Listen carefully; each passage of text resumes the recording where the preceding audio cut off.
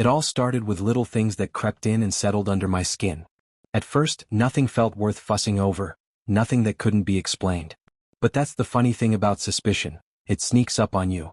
A smile held a beat too long, a text she didn't want me to see, a last-minute change of plans. Taken alone, they're small enough to shrug off. Taken together? They start adding up. Sarah and I had been together long enough to know each other's habits, all those little patterns you fall into without noticing. She's always been organized, reliable. Her day ran like a clock, out the door by 8, home by 5. She had her routines and her rules, and I respected them. But a few months back, she started coming home late, telling me about these after-work drinks with colleagues or a meeting that ran late. It felt like every other day she'd shoot me a quick text. Running behind, don't wait up. One Friday she called to say she'd be out with her coworkers again, just a happy hour thing. She sounded cheery, upbeat in a way I hadn't heard from her in a while. Good, I thought. She deserves to let loose now and then. So I kept my mouth shut. When she got back around midnight, though, I was in for a surprise. She smelled different. Not just the scent of the bar or her perfume. No, she smelled like cologne. And her hair, it looked tousled, not like she'd been out for a casual night with coworkers. She must have caught me staring because she quickly pulled her hair into a messy ponytail. She shrugged, tossed her jacket on the couch, and went straight for the shower, saying nothing. Usually we'd at least say goodnight even after a long day, but tonight she seemed eager to get out of sight. I told myself to let it go, but something had already shifted. The next few weeks, Sarah's late nights became more common. If I asked who was there, she'd say a few people from work, never mentioning names. Her phone, always face up on the kitchen counter, was now face down and practically glued to her side. When it would buzz, she'd throw these quick, sidelong glances at me and swipe her phone open like she was hiding a message. I could hear her laughing to herself sometimes, or see her smiling down at the screen like it held the punchline to a private joke. One night, I asked what was so funny. "Oh, it's just Rebecca," she replied, shrugging, not even looking up. "She's got this running joke with me and it's stupid, you wouldn't get it?" Her tone was casual enough, but there was this small twitch, a flicker of something in her eyes that I couldn't shake. Around that time, I noticed her texting our friend Mike a lot more too. Mike and I went way back, old friends from college. He was the sort of guy who got along with everyone, the life of the party. He and his wife Carrie were regulars at our house for game nights, BBQs, all that. But lately I'd noticed him and Sarah sharing these quiet little exchanges, things I was clearly outside of. They'd text back and forth late at night, the screen glowing under the covers on her side of the bed.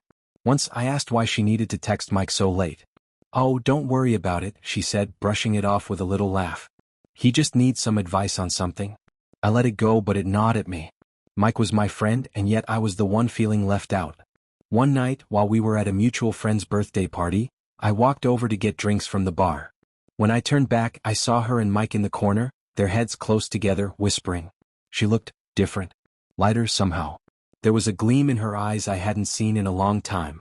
When I walked up, they both straightened up quickly, their conversation abruptly cut off. She gave me a quick smile and sipped her drink, eyes darting away. I made small talk, tried to act casual, but inside my mind was racing. Something about the way they looked at each other left me uneasy. That's when I started to really take stock of things. I began paying attention, noting each late night, each missed call. The thing with suspicion is it's a hungry beast. It feeds on every little inconsistency, every sideways glance. And every time I thought I was imagining things, I'd catch another subtle sign. I wanted to believe I was wrong, that maybe I was just overthinking. But every instinct I had told me something was off.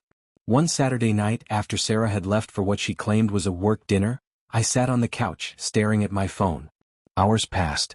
I watched the clock tick forward, going through every strange moment, every whisper and sidelong look I'd brushed off as nothing.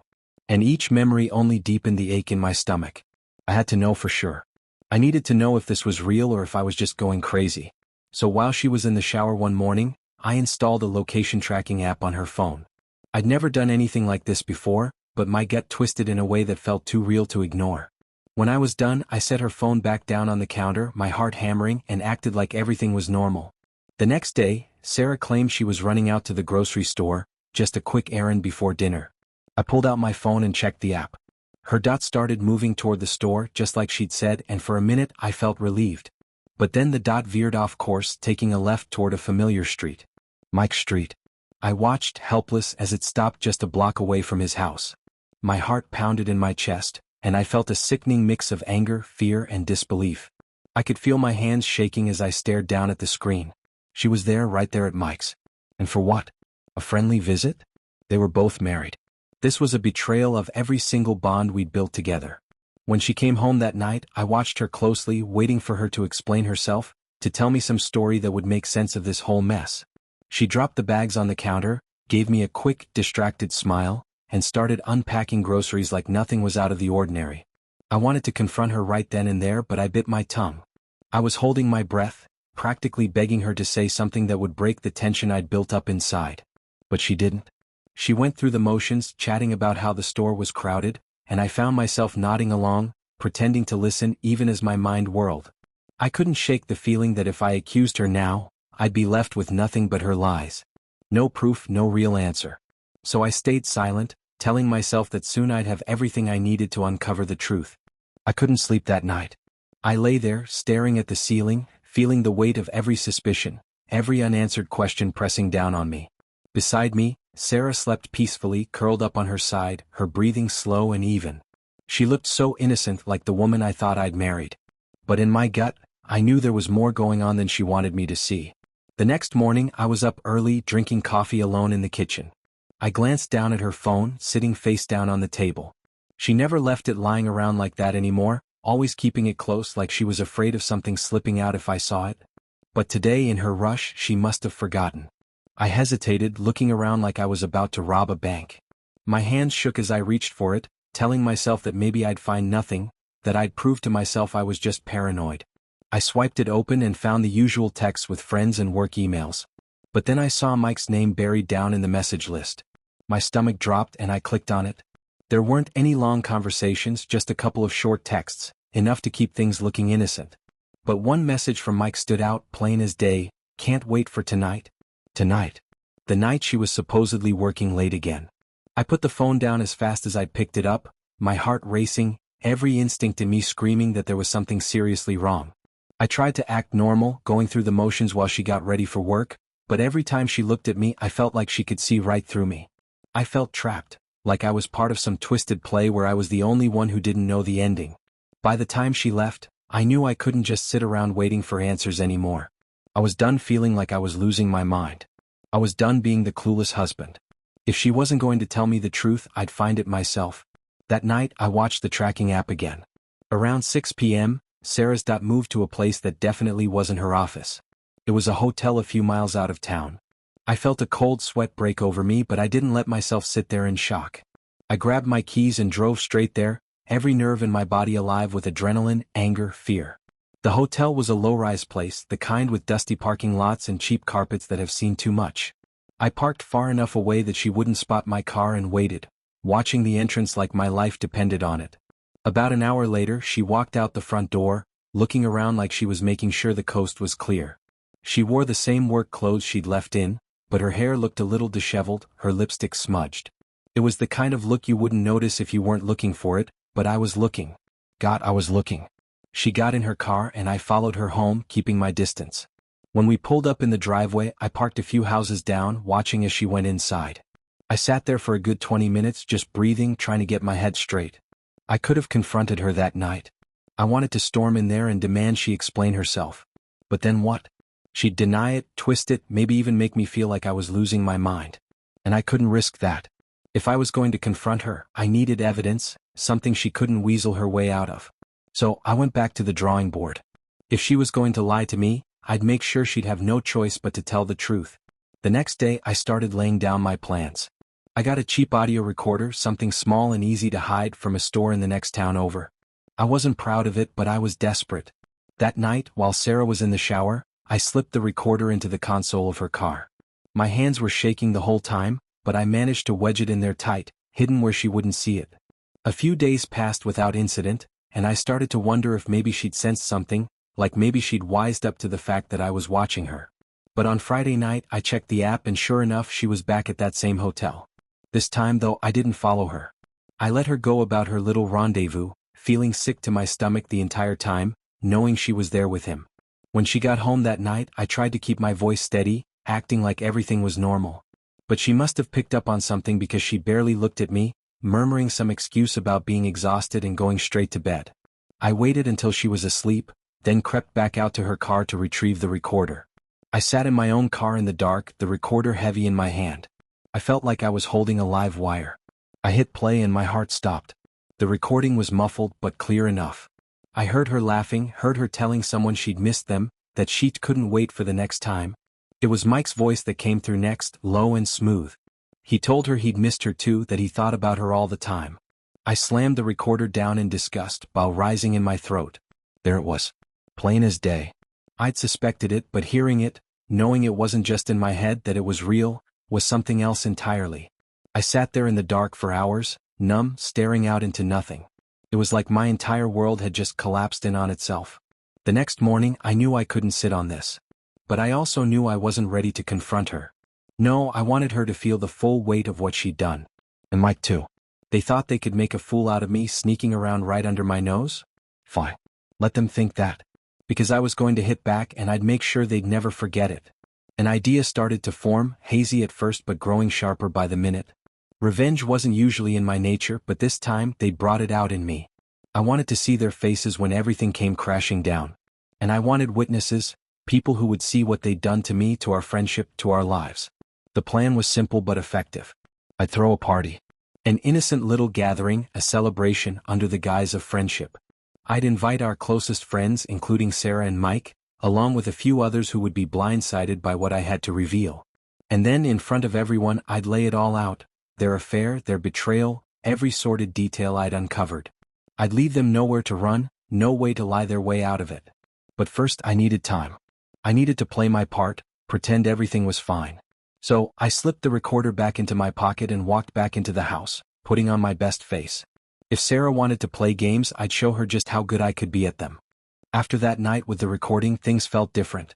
Every time I looked at Sarah, I saw her with him.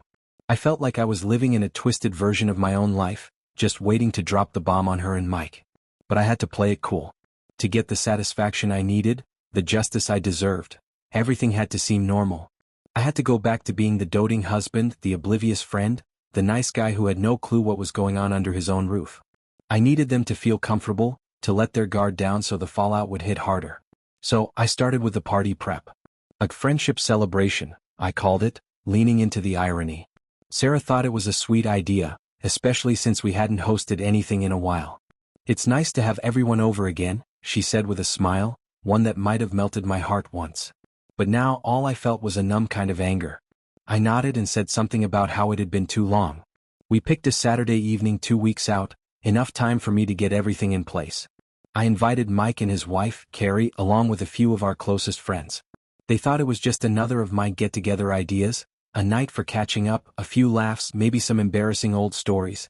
But for me it was something much bigger. This was going to be the last time I played the role of husband, and after that they'd be left with the wreckage they created. Each night while Sarah slept, I went over my plan. I thought about how I'd lay it all out. How I'd call them out for betraying me in front of our friends, in front of the very people who trusted them. I imagined the looks on their faces, the shock, the shame. The beauty of it was in the timing. My speech would hit right when everyone thought it was just a harmless night among friends. And then once I'd gotten everything off my chest, I'd walk out. I'd let them deal with the mess, leaving them to face the humiliation on their own. But there was one thing I still needed, a final piece of proof. The recording was good, but it was fuzzy, half-muffled. I wanted something undeniable, something that could silence any last-ditch attempts at lying their way out of it. So I went to work, using what I had learned about them to set the trap. One evening, when Sarah was out on another one of her late-night work meetings, I picked up her phone and casually checked her messages with Mike. No recent ones. Maybe she'd gotten more careful, deleting them as soon as they came in. But then I remembered her habit of using email for work communications and I took a wild shot. I opened her email.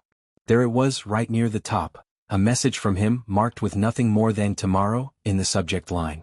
The email itself was just a time, 6 p.m., and a confirmation of a location I knew well, the same hotel where she'd been sneaking off to. I took a screenshot, then carefully closed out of her email, tucking my phone away. With every detail I uncovered, my resolve hardened. They'd created this mess, I was just going to let them drown in it. The next day I put the last step of my plan into motion. I called a party planner to set up the house with food, music, and everything I'd need for the night. It had to look perfect, flawless, to really drive home the point. No one would suspect that the night's big event wasn't a toast to friendship but an exposure of betrayal.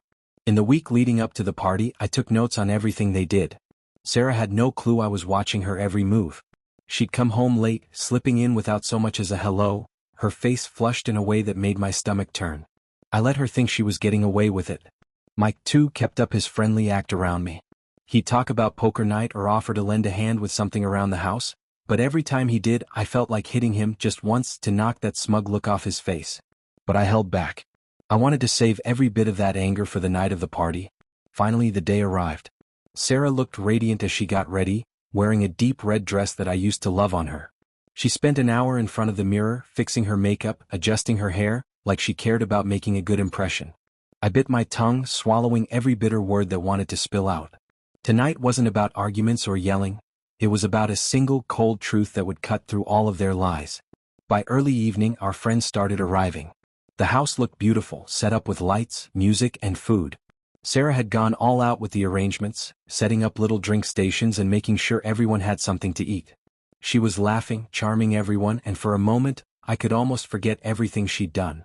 But then I'd catch a glimpse of her, looking around like she was searching for someone, her eyes darting toward the door. And then Mike walked in. He wore a relaxed smile, greeting me like nothing was wrong. I gripped his hand in a firm shake, putting on the same mask he wore, pretending like he was my friend. He clapped me on the shoulder and I had to remind myself to breathe to keep my voice calm. Tonight wasn't the night to show my cards just yet. Once everyone was settled and chatting, I grabbed a glass and gathered the group together. "Hey everyone," I called out, feeling my heart thudding against my chest. "Thanks for coming out tonight. You all know Sarah and I don't throw parties often, so it means a lot that you're all here to celebrate with us." I forced a smile, holding back the wave of emotions building inside me. We wanted to take this night to honor our friendships, to celebrate the bonds that have kept us all close over the years. People cheered and raised their glasses, clinking them together. Sarah stood next to me, beaming. She looked so proud, so completely oblivious to what was coming. I took a deep breath and continued. "But I have a little surprise," I said, glancing over at Sarah and then to Mike, who was watching me with that same fake smile. "Tonight's not just about friendship. It's about honesty too. It's about the people who have each other's backs through thick and thin." My voice grew quieter, steadier, and I could feel the shift in the room as everyone's attention locked onto me. Sarah's smile faltered, and I saw the confusion in her eyes. "Now, honesty," I continued, "is something we don't always think about when we talk about friendship, but it's the foundation, really." I looked at Mike, who was starting to look a little uncomfortable. "And trust. That's the big one. When you trust someone with your life, your home, even your marriage." A hush fell over the room.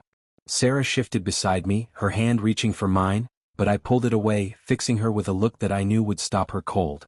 She blinked, her face draining of color, but I didn't give her a chance to speak. "Mike," I said, turning to him, "you've been a great friend to me over the years. We've shared a lot. I always thought you had my back. But it turns out you've been sharing a lot more than that." My voice was calm, but every word was a punch, a blow that landed squarely on both of them. People started to murmur, exchanging confused looks, but I didn't stop. I took out my phone, opened the recording and hit play. Sarah's voice, laughing, Mike's voice, soft but unmistakable. I watched as my friends' faces twisted in shock, the slow realization dawning on each of them. Sarah's hand flew to her mouth, her eyes wide, her face pale. Mike looked like he'd seen a ghost, his mouth opening and closing, no words coming out. Carrie, his wife, stared at him, horror etched across her face. The room felt frozen in time as the recording continued, each word a dagger driving deeper. When it ended, I took a step back, letting the silence settle over us. Sarah started to cry, but I didn't feel a thing. I turned to Mike, who was stammering, trying to explain himself, but I held up my hand to stop him. "You both betrayed me," I said, my voice steady, cold. "And I hope you know that every single one of these people now knows who you really are." Without another word, I set my glass down and walked to the door.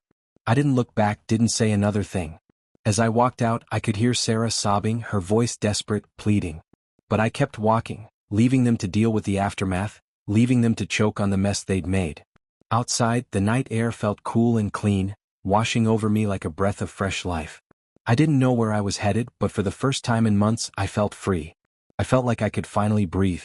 Walking away from that house felt like stepping out of a prison. The night was cool and I let the air hit my face, breathing deep, feeling more free than I had in months. Behind me through the open door, I could still hear Sarah's cries and the shocked murmurs of our friends. I knew things in there were breaking down fast, but for once I didn't care. They could deal with the fallout on their own. I got in my car and drove, not sure where I was going, just needing to put distance between me and that place. My phone buzzed in my pocket over and over. Sarah, most likely, and maybe a few of the others. But I didn't bother checking. I'd said what I needed to say. I'd made them face the reality of what they'd done, and now it was time for me to move on. Eventually, I found myself at a bar a couple towns over, a place where no one would recognize me. I ordered a whiskey neat and stared at the glass in front of me, running everything back in my head. The party, the looks on their faces, the horror and shame in Sarah's eyes as the truth spilled out. It was satisfying, sure, but there was an emptiness I hadn't anticipated. I'd spent so much time planning my revenge, letting it consume me, that I hadn't given much thought to what came after. An hour later, I was still there, nursing my second drink, when I heard a voice next to me. "You okay, man?" I looked up and saw a guy about my age giving me a look like he understood. He didn't know me, but I must have looked rough because he sat down without waiting for an invitation. I shrugged. "Let's just say tonight's been eventful." He nodded.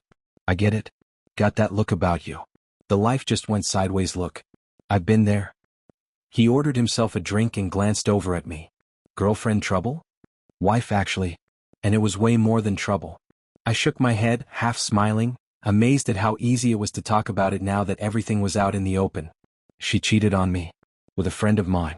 Or I guess I should say my former friend." The guy grimaced, nodding in sympathy. "Damn. That's rough. So what happened?"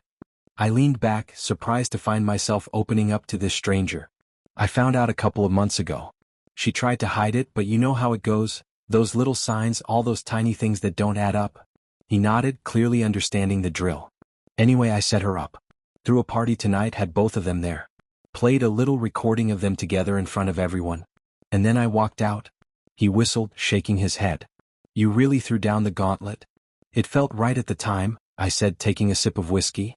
"And honestly, seeing them realize they were exposed, it felt good. But now?" I shrugged, the satisfaction slipping. "Now it just feels done. Like everything's over." The guy chuckled. "Yeah, I get that. There's this expectation, you know? Like revenge is supposed to make everything better. But it doesn't change what happened. It just puts an end to it. Clean cut, but still a cut." He took a drink, mulling over his words. "But maybe that's the best you can ask for. A fresh start, clean slate." We sat in silence after that, each nursing our drinks, just two guys on opposite ends of similar stories.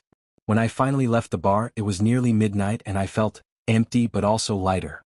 The weight I'd been carrying was gone, and I knew that, from here on out, my life was going to be mine again. No more secrets, no more lies. As I drove back toward town, I decided to check my phone. There were missed calls from Sarah, as expected, and a couple of messages from Mike. One from him was full of excuses, saying that he'd never meant for it to go this far, and that Sarah was the one who came to him. The second was angrier, blaming me for humiliating him in front of everyone, acting like somehow he was the victim in all of this. I laughed bitterly. Of course he'd twist things around. That was the kind of guy he'd always been, full of excuses, always angling for sympathy. I didn't bother responding. Let him stew. Let him try to explain to his wife, Carrie, who, I imagined, was back at their house packing up her things. In some ways it was like I'd freed her too. As I got closer to home, I saw a familiar figure sitting on the front steps. Sarah, her head buried in her hands. She looked up when she heard my car, and even from a distance, I could see her face was streaked with tears. I sat in the car a moment, wondering if I had the patience left for whatever apology or excuse she'd come up with. But eventually I got out and walked up the steps, standing a few feet away just staring at her. "John," she said, her voice trembling. "Oh, I'm so sorry. I don't know what I was thinking. I don't know how it got to this." I crossed my arms, keeping my face steady. "How it got to this? You lied to me, Sarah. Over and over again. You went behind my back with one of my closest friends, knowing what it would do to me if I found out. And you're here, acting like it just happened? Like you had no say in it?" She shook her head, looking down like she couldn't bear to meet my eyes. "It wasn't like that. I mean, it just started with us talking, you know? I never thought it would get so complicated." Her voice broke and she took a shaky breath. "I know you won't forgive me. I know I ruined everything, but I wanted you to know that I'm sorry. I really am." "Sorry doesn't change anything, Sarah," I said, my voice flat. It doesn't fix what you did. It doesn't erase the fact that every time you told me you weren't working late, you were with him. It doesn't undo the lies, the betrayal. She wiped her eyes, nodding like she couldn't argue with any of it. I know, she whispered. I wish I could make you understand. I felt so, I don't know, stuck. Like we'd become roommates, like maybe you didn't care anymore. That hit hard and I felt a flash of anger flare up. You could have talked to me, Sarah. You could have told me you felt that way. But instead you went behind my back and slept with Mike. And now you're sitting here, acting like it's my fault that you made those choices. She tried to reach for my hand but I pulled back. Her face crumpled and she looked down, her shoulders shaking as she cried. For a moment, I felt a twinge of guilt, the remnants of the love we'd shared tugging at me. But it wasn't enough. Not after everything she'd done. John, please, she whispered. Can't we just start over? Forget about him, forget about everything? I'll do whatever it takes. I'll go to counseling, I'll quit my job, anything. I don't want to lose you. I looked down at her, taking in her tear-streaked face, the desperation in her eyes. This was the woman I'd thought I'd spend my life with. The woman I'd trusted more than anyone. And here she was, begging me for a second chance. But I couldn't give it to her. Because deep down, I knew I'd never be able to look at her the same way. The trust, the loyalty, the love I'd felt, it was gone, shattered beyond repair. No, Sarah, I said, my voice steady. We can't start over. You made your choice and now I'm making mine. I took a step back, feeling the finality of my words settle between us. I'll be in touch about the divorce papers. For now, I think it's best if you stay somewhere else. She nodded, her face a mix of shock and devastation, like she'd finally realized the depth of what she'd lost. Without another word, she got up, walking slowly down the driveway, glancing back once as if hoping I'd call her back. But I didn't. I watched her get in her car, start the engine and drive away. And when she was gone, I felt a strange kind of peace settle over me. I turned and went inside, closing the door on the life we'd built together. It was over and I was ready to move on. After Sarah drove away, the house felt emptier than it ever had. It was as if the echoes of what we'd once shared had been packed up and taken with her. I walked through each room, letting the silence settle over me, strange and heavy, but also freeing. It was the kind of quiet I hadn't known I needed until now. The next morning, the texts and calls started coming in. Friends, family, people from the party, all of them wanting to know what had happened if the rumors were true. I wasn't interested in rehashing it with anyone, but I couldn't avoid every call. When my phone buzzed with Carrie's name, Mike's wife, I took a deep breath and answered. John? She asked, her voice soft, cautious. I wanted to check on you. Thanks, Carrie, I said, trying to keep my tone even. I'm doing all right. I wish I could say the same, she murmured, and I could hear the weariness in her voice. After everything last night, I haven't slept. I feel like I'm in a nightmare I can't wake up from. I knew the feeling well, but I didn't say it. I'm sorry, Carrie. I really am. She let out a bitter laugh. I should be the one saying that to you. I didn't even see it coming. Mike's out of the house, by the way. I made it clear that we're done. He's staying with his brother. I've told him he won't be coming back. Hearing her say it made the whole thing feel more final, more real. Good. He doesn't deserve you, Carrie. You deserve better than this. She went quiet, and for a second I wondered if she was crying. I just can't believe it, she said finally, her voice breaking. I trusted him. And now I feel like a fool. You're not a fool, I said, and I meant it. You trusted him because he was supposed to be someone you could trust. That's on him, not you. We talked a little longer, mostly about practical things. Divorce lawyers, setting boundaries, how to tell people without falling apart. By the time we hung up, I felt a little less alone. In a weird way, we were in this together, both of us blindsided by the same people, both picking up the pieces of lives we thought we knew.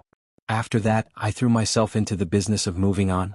I started with the house, getting rid of anything that felt like it belonged to Sarah more than it did to me. She could pick it up if she wanted, but I couldn't stand seeing her stuff every day. Her clothes, the picture frames with our smiling faces, even little knickknacks she'd insisted on keeping, all of it went into boxes. The neighborhood caught on quickly. Small towns love their gossip, and the story spread like wildfire. A couple of neighbors, people I'd known for years, came by to offer their sympathy. They gave me sad smiles and said they couldn't believe it, that Sarah had always seemed so sweet. I forced a smile and nodded along, but inside I couldn't wait for them to leave. And then there were the people who didn't know what to say, the ones who'd shuffle awkwardly when they ran into me, like my grief was contagious. It stung at first, seeing who stuck around and who chose to keep their distance, but in a way it was useful. I was finding out who my real friends were. Meanwhile, Sarah tried reaching out every few days, sending these long, guilt-ridden texts. She apologized again and again, told me how lonely she was, how lost she felt. She'd say things like, "I miss you, and I'll always love you," and sometimes I'd catch myself almost wanting to reply. But I knew better. I knew that her loneliness, her regret, it was too late. Those were things she'd have to learn to live with, just like I had to learn to live without her. The hardest part, though, was the nights. During the day I could keep busy, distract myself, focus on work and the things I had to do to move forward. But at night, when the house was dark and silent, everything came back. I'd lie awake, staring at the ceiling, wondering what I'd missed, what I could have done differently. Even though I'd uncovered the truth, there were questions that wouldn't stop echoing. The what-ifs, the whys, they'd creep into my head no matter how hard I tried to push them away. One of those nights, I found myself staring at an old photo album tucked away on the bookshelf. I pulled it down and before I knew it I was flipping through the pages. There we were, in picture after picture, smiling and laughing like we didn't have a care in the world. Vacation photos, holiday snapshots, a few from our wedding. Each one felt like a glimpse into another life, a time when I still believed in the future we'd planned. I slammed the album shut, shoving it back onto the shelf, feeling the anger simmering again. It was the kind of anger that felt raw, like a wound that couldn't heal. She'd taken that life from me, from us, and for what? A thrill? A few months of sneaking around with a friend who'd betrayed me just as much as she had? The unfairness of it burned, and for a second I wanted to pick up the phone, call her, and scream. But instead, I took a deep breath, letting the silence wash over me. I wasn't going to let her have that power anymore. The following weekend, Carrie and I ran into each other at a grocery store. She looked tired, but there was a determination in her eyes I recognized in myself. We exchanged a few words, polite and awkward, but then she gave me a small, genuine smile. "It's strange, isn't it?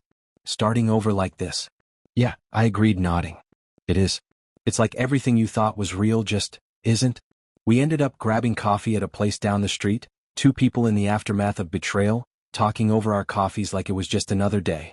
She told me about the divorce proceedings, the lawyers, the moments when she still felt like maybe she could forgive him before reminding herself of what he'd done. I told her about the nights I couldn't sleep, the moments when I caught myself going back over every little sign I'd missed. "It's like you're trying to rewrite history," she said, stirring her coffee absently. "Trying to see if there was something different you could have done. But it's pointless." "Yeah, but it's hard to stop," I replied. "I think it's just human nature. We want things to make sense even when they don't." She nodded, a small, sad smile crossing her face. "I guess now it's just about moving forward. Finding out what's next." She looked out the window, her gaze distant. "I'm not sure what that is yet." Neither was I, but there was something strangely comforting in not knowing. I was free now, even if the freedom felt more like empty space than anything else. I could go anywhere, do anything. I didn't know who I was outside of my marriage to Sarah, but maybe now was the time to figure that out. The weeks that followed were like learning to walk again. I found a therapist, someone to help me make sense of the mess in my head, to work through the anger and betrayal that still clung to me. It was slow work, but it felt like progress, one small step at a time. I talk about the party, the aftermath, my anger at Mike, my sadness over Sarah, the questions that haunted me. The therapist listened, nodding, sometimes offering insights, sometimes just letting me vent. "You're grieving," she told me one day. "You're grieving the life you thought you had, the future you imagined. That's not something you can just let go of overnight. It takes time." And she was right. I hadn't just lost a marriage, I'd lost the version of my life I thought I'd built. But with each session, each conversation, I felt a little more like myself. I learned that forgiveness wasn't something I had to give to Sarah or Mike, but something I could give to myself. I didn't need to hold on to the anger, to keep replaying the betrayal in my head. I could let it go. One Saturday, a few months after the party, I packed up the last of Sarah's things and took them to a storage unit. I stood there looking at the boxes, feeling a strange kind of relief. I'd let go of everything that tied me to her. I'd set myself free. And as I drove home that day with the windows down and the sun shining, I felt something I hadn't felt in a long time: hope. It wasn't big or loud, it was quiet, like the first light of morning. But it was there, and that was enough. Months passed, and slowly my life started to take shape again. It was strange, almost surreal, but the emptiness I'd felt in the beginning began to fill with new things, unexpected things. I started exploring the parts of life I'd pushed aside over the years. Hobbies, people, moments I'd never paid much attention to before. And little by little I found myself starting to feel whole again. I'd spent years building a life around my marriage, around the plans Sarah and I had made together. Now, without that, I had to figure out who I was on my own. At first, that thought terrified me, but over time, it started to feel like a challenge, an invitation to rediscover the person I'd been before I'd gotten so tangled up in someone else's life. One of the first things I did was reconnect with old friends. I'd spent so many years wrapped up in Sarah's world, going to her events, meeting her friends, following her routines. Now, I found myself wanting to reconnect with people who knew me, who saw me as John, not as half of a couple. I reached out to a few high school friends, guys I'd lost touch with over the years, and we started meeting up, shooting pool, having drinks. It felt good, natural. Like slipping into an old pair of shoes you'd forgotten were still comfortable. As summer turned to fall, I found myself spending more time outdoors. I'd always loved hiking, but it had been ages since I'd taken the time to get out on a trail and just walk. Alone in the woods, with nothing but the sounds of the wind and the crunch of leaves underfoot, I felt a calm that had eluded me for months. Out there, surrounded by nature, everything felt simple, manageable. There were no questions, no doubts. Just me, the path in front of me, and the steady rhythm of my footsteps. One Saturday, I went for a longer hike than usual, driving a couple hours out to a trail I'd been wanting to explore. As I reached the summit, I took a seat on a rock and looked out at the rolling hills, the clouds casting shadows over the landscape. In that moment, I felt a kind of peace, a stillness that filled the hollow spaces inside me. It was like I was finally able to let go, to stop carrying around the weight of everything that had happened. When I got back to my car, I saw I had a missed call from Carrie. We kept in touch since the party, sharing updates here and there, checking in. But as the months went on, the calls had become more than just a check-in. We'd talk about our days, our plans, even the random little things that reminded us of each other. It was surprising but comforting, like we were two people healing side by side. I called her back and she picked up right away.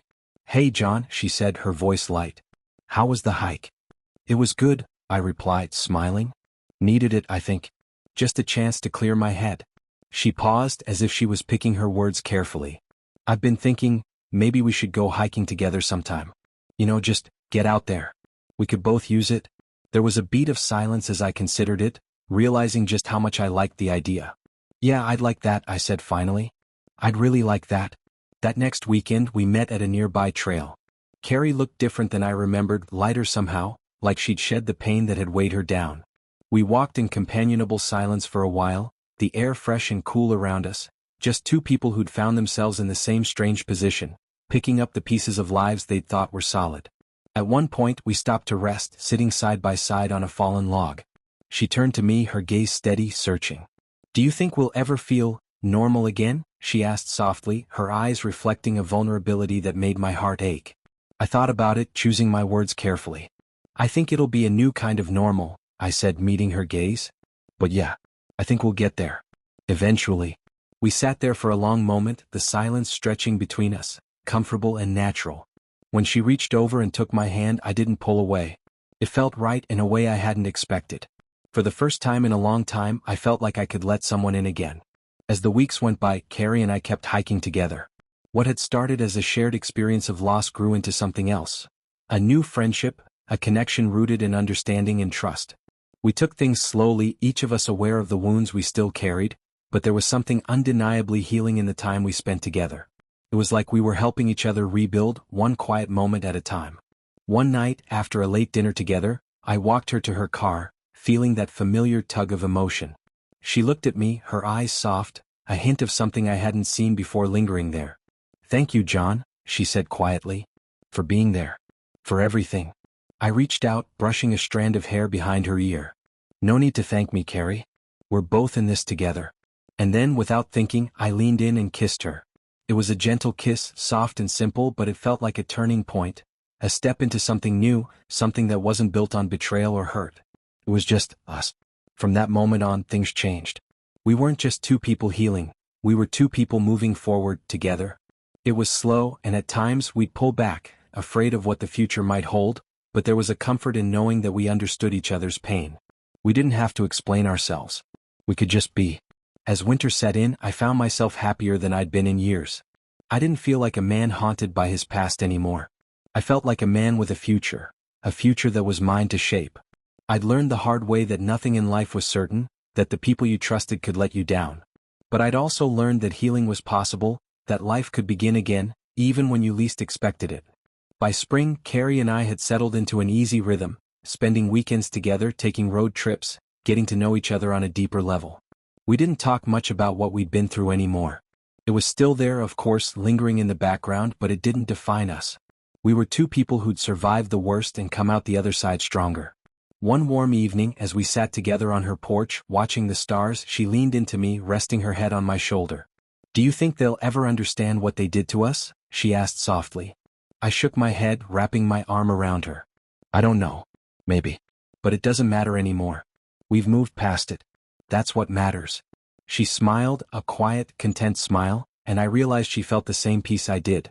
We'd found something worth holding on to, something real, something that was built on trust and honesty, not betrayal and lies.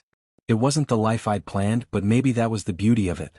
Sometimes, life took you in a direction you hadn't expected, and if you were lucky, you'd find yourself exactly where you needed to be. As the stars shone above us, I closed my eyes, feeling a sense of calm I hadn't known was possible. The past was behind me, and for the first time the future looked bright.